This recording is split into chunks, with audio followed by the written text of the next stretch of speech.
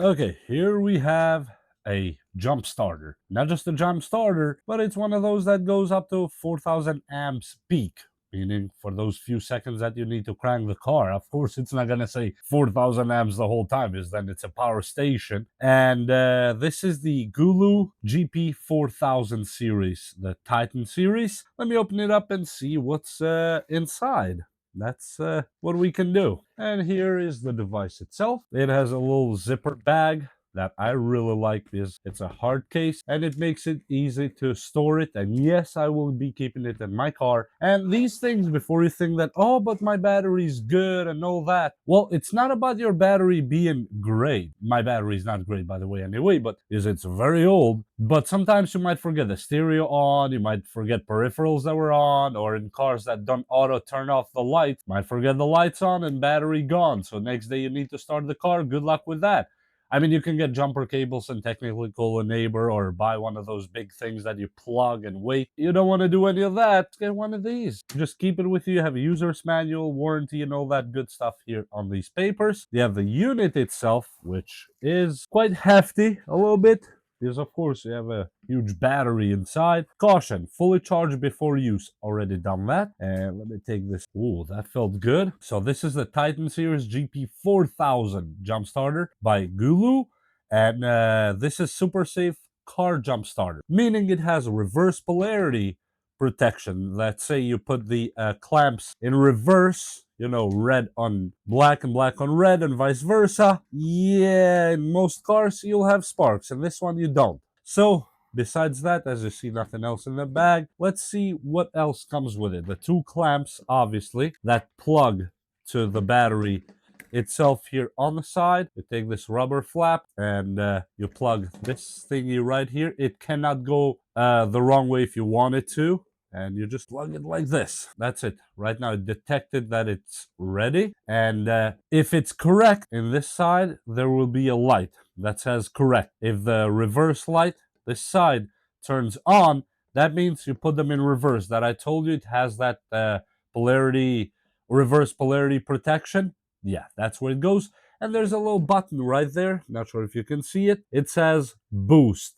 Now, this is for those cases that your battery might be completely down low, that really needs a big hit of power. You click this boost here, and now the battery is giving it a lot of power. Let me turn it off because I don't need the boost, by the way. Let me take it out of here, and I'm going to put it in the side, so we get the function button right here. That will give it a boost, and as you see, that's the correct polarity light and the reverse polarity light, so it will let you know. And here is a beautiful thing that I really like. It's one of those cigarette lighters, just in case your car needs, or you need something that needs to be powered with one of those plugins. Well, you can do that too with this battery here on the side.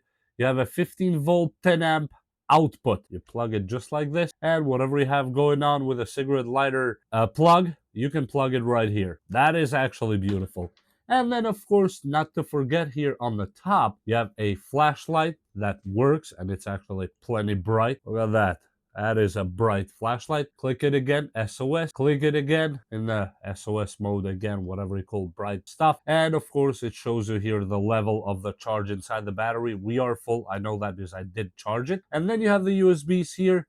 This is a fast charge USB, 5 volt, 9 volt, or 12 volt, which is those, mostly the newer phones with USB-C would really use that. And then you have a 5 volt, 2.1 amp fast charging, type A, both of them. And then you have the type C, which could be in or out. So you charge this unit with it. Let me just show you like this. I just plugged it on a normal wall outlet, plug it, and it starts charging the battery itself. And at the same breath here, you can plug a USB-C, for example, to charge a phone or whatnot that you might have. Let me put it like this, plug it right there.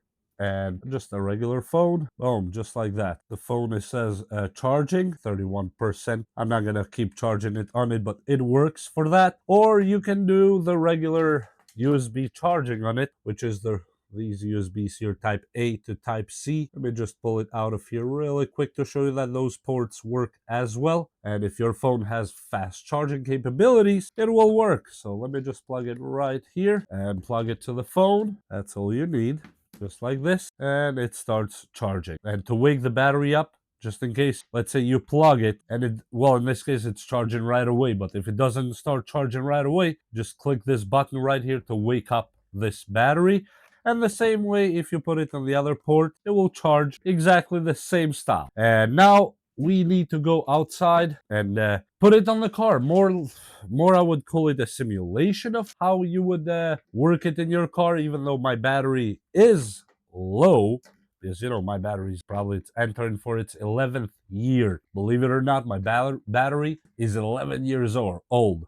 It was literally shipped with a car. Now, with this one, you can jumpstart all gas cars. And you can charge up to a 10-liter diesel car. Yeah, I don't have a 10-liter, but those 7.6s and 6.7s, yeah, you can do it with this one. My car is a 3.5 V6, so it will be way more than enough to start it. So let's go do that. Before I do that, just in case you're worried about, oh, but the new cars have electronics and all that, well, that's why this battery has all these protection mechanisms and all these features to make sure that it does not damage any of your electronics. That's the beauty of this car. So let's go do it to the car, and just to show you, I mean, it's 1-to-1. I don't really need to talk too much for how to use a jump starter, but this is a beautiful jump starter that I really like. Okay, so this depends heavily from car to car, so not all cars are going to be the same. In this one, for example, you don't need to remove the battery is under there. This one, you have the negative right there and positive right there. So all you do here, unveil this one here and put the positive clamp, and you put the negative clamp right there. That's all. And this battery is not fully depleted. It kind of starts the car, but when I say kind of, I mean kind of. And all we're gonna do here is very easy. Take the unit itself and take the clamps. That's all we need right now. Attach the clamps to make sure. And as always, negative, this side here, goes to where your car says negative, which usually it's almost anywhere in the body if you have good connection. And the positive goes to negative, just like this. And then we just have to connect it to the battery terminal, or to the port terminal here itself. Open this flap here like this, and goes one way only. Plug it, and it says blue. Blue means we are correct here. The battery has enough on it, and as you see, the green is turned on. That means we are connected the right way, and we can go inside and actually start the car really quick. Let me do that and see how that goes. Clamps are on, the machine is on, and let me give it another go just to see how the box does. Okay, wow, right away, literally right away, not even a single stop.